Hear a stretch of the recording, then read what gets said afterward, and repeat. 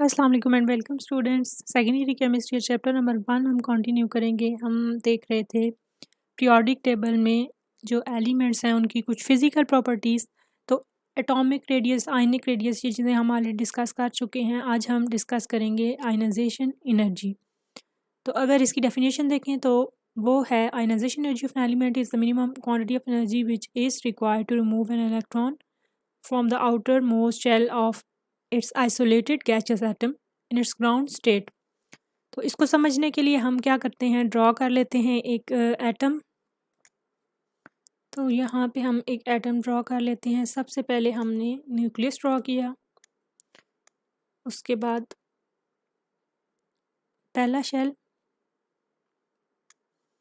उसके बाद second shell,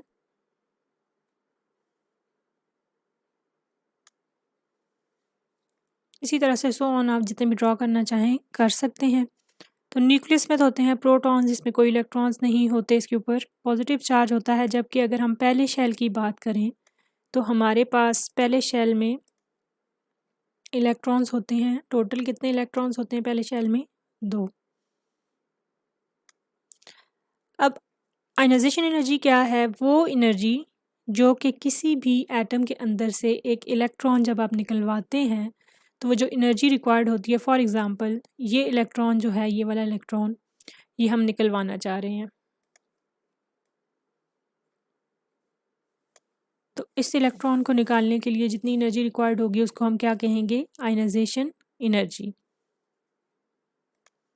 इसी तरह से आपकी बुक में जो है एग्जांपल गिवन है सोडियम की। तो सोडियम क्या है, किस हम नंबर से इसको रिप्रेजेंट करते हैं? अल्फ़ाबेट से Na। इसका एटॉमिक नंबर क्या होता है हमारे पास? 11। तो 11 अगर एटॉमिक नंबर हो किसी भी एलिमेंट का तो इससे हमें क्या पता चलता है? यानी कि उसके न्यूक्लियस के अंदर 11 क्या हैं? प्रोटॉन्स। तो जितने भी किसी एलिमेंट के अंदर न्यूक्लियस में प्रोटॉन्स होते हैं, इतने ही उसके आउटर मोस्ट शेल में क्या होते हैं? इलेक्ट्रॉन्स। तो अगर हम इस एलिमेंट को कंसीडर करें, इस एटम को, कि ये क्या है? सोडियम है। तो 2 इलेक्ट्रॉन्स हम ऑलरेडी ड्रॉ कर चुके हैं। नेक्स्ट शेल में हम 2, 4,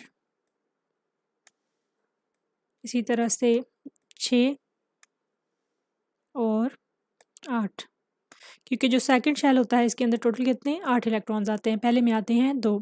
तो अब क्योंकि हमने सोडियम का क्या डिस्कस किया कि इसके टोटल कितने होते हैं इलेक्ट्रॉन्स? 11, क्योंकि 11 ही इसके न्यूक्लियस में प्रोटॉन्स होते हैं। ये बात आपने याद रखनी है।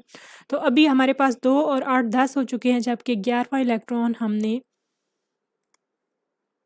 नेक्स्ट शेल में ड्रॉ कर लेना है। यहाँ पे हम ड्रॉ कर लेते हैं 11वां इलेक्ट्रॉन। अब हम क्योंकि बात करें आयनाइजेशन एनर्जी की, तो आयनाइजेशन एनर्जी क्या होती है? जो आउटर मोस्ट इलेक्ट्रॉन होता है उसको निकालने के लिए जो एनर्जी रिक्वायर्ड होती है उसको हम क्या कहते हैं? Ionization energy. तो अब इस एलिमेंट जिसको हमने सोडियम कहा है, इसके इस इलेक्ट्रॉन को जब हमें निकलवाना होगा तो जो एनर्जी हमको रिक्वायर होगी वो हम क्या उसको कहेंगे? Ionization energy. उसको आई से रिप्रेजेंट करते हैं। तो सोडियम की हम बात करें तो कितनी एनर्जी लगेगी? 496 किलो जूल पर मोल। किलो जूल पर मोल क्या होता है? आयनाइजेशन एनर्जी की ये होती है यूनिट। इसी तरह से अगर हम सोडियम के अलावा किसी भी एलिमेंट की आयनाइजेशन एनर्जी कैलकुलेट करना चाहते हैं तो उसमें से जब एक इलेक्ट्रॉन निकलेगा, फॉर एग्जांपल हम बात करते हैं मैग्नीशियम की, तो मैग्नीशियम का एटॉमिक नंबर होता है 12। तो 12th इलेक्ट्रॉन जब हम इसके आउटरमोस्ट शेल से रिमूव करेंगे तो कितनी एनर्जी रिक्वायर्ड होगी? 738 किलो जूल पर मोल।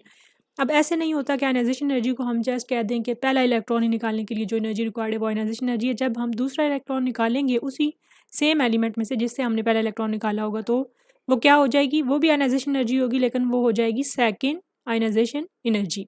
तो सेकेंड आयनाइजेशन एनर्जी जो होगी वो ऑलमोस्ट डबल होगी फर्स्ट आयनाइजेशन एनर्जी की। जैसे कि आप देखें कि 738 थी जबकि 1451 है सेकेंड आयनाइजेशन एनर्जी।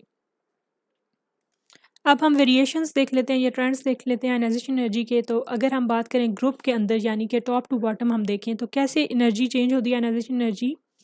ये किस पे डिपेंड करती है? एक तो न्यूक्लियर चार्ज पे, size of an atom, shielding effect पे डिपेंड करती है।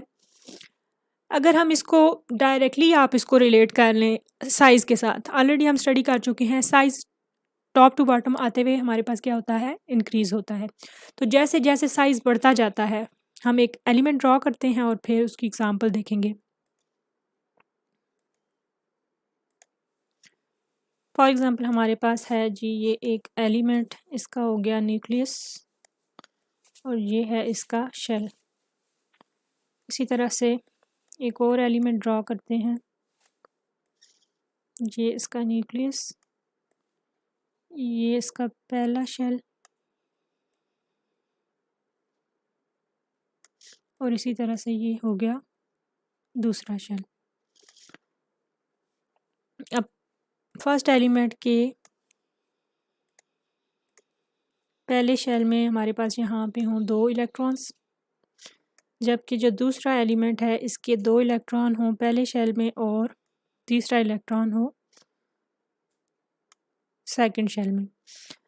तो अब आप देखें कि जब पहले शेल में से पहले एलिमेंट के हम ये वाला इलेक्ट्रॉन निकालेंगे तो हमें एनर्जी कितनी देनी पड़ेगी, ज़्यादा देनी पड़ेगी, क्योंकि जो न्यूक्लियस है वो इसको काफ़ी स्ट्रॉन्गली अट्रैक्ट कर रहा है, क्योंकि ये न्यूक्लियस के बहुत कम डिस्टेंस पे है।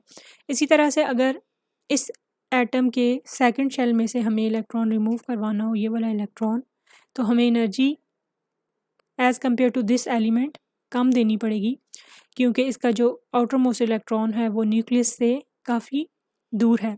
तो इससे हमें क्या पता चला कि जैसे जैसे साइज़ बढ़ेगा ऐसे ही आयनाइजेशन एनर्जी क्या हो जाएगी, कम हो जाएगी, हम इजीली रिमूव कर सकेंगे इलेक्ट्रॉन आउटर मोस्ट शेल से। तो हमें क्या पता चलता है कि ionization energy decreases from top to bottom. तो ये आपकी बुक में जो साइड पे ग्राफ गिवन है इससे आप देख सकते हैं कि lithium, sodium, potassium, rubidium, caesium जब हम डाउन द ग्रुप मूव कर रहे थे तो ये आयनाइजेशन एनर्जी का जो एक्सिस है इसमें आप देखेंगे कि यहाँ पे आयनाइजेशन एनर्जी जो है वो डिक्रीज़ हो रही है। यानी कि लिथियम में से अगर आपने इलेक्ट्रॉन निकालना है तो आपको ज़्यादा एनर्जी रिक्वायर है, जबकि आपने अगर सीजियम में से इलेक्ट्रॉन निकालना है तो आपको कम एनर्जी रिक्वायर है। और अगर हम अलॉन्ग द पीरियड बात करें आयनाइजेशन एनर्जी के ट्रेंड की, तो ये बिल्कुल उसी तरह से है जिस तरह से हमने ग्रुप में बात की है, यानी कि ये opposite to that of radius होगी। तो हमें पता है कि जब हम लेफ़्ट टू राइट मूव करते हैं तो हमारे पास रेडियस क्या हो जाता है, डिक्रीज़। तो रेडियस के डिक्रीज़ होने से, यानी कि इलेक्ट्रॉन के न्यूक्लियस के नज़दीक प्रेजेंट होने से हमें ज़्यादा एनर्जी रिक्वायर होगी, तब हम इलेक्ट्रॉन को रिमूव करवा सकेंगे। तो जैसे जैसे साइज़ डिक्रीज़ होगा आयनाइजेशन एनर्जी क्या होती जाएगी, इंक्रीज़ होती जाएगी। तो ये था आज का टॉपिक। अगर आपको इससे रिलेटेड कोई भी क्वेश्चन हो आप कमेंट सेक्शन में पूछ सकते हैं। वीडियो पर नए हैं तो चैनल को सब्सक्राइब करें ताकि आने वाली तमाम नई वीडियोस की नोटिफिकेशंस बर वक्त आप तक पहुंचती रहें।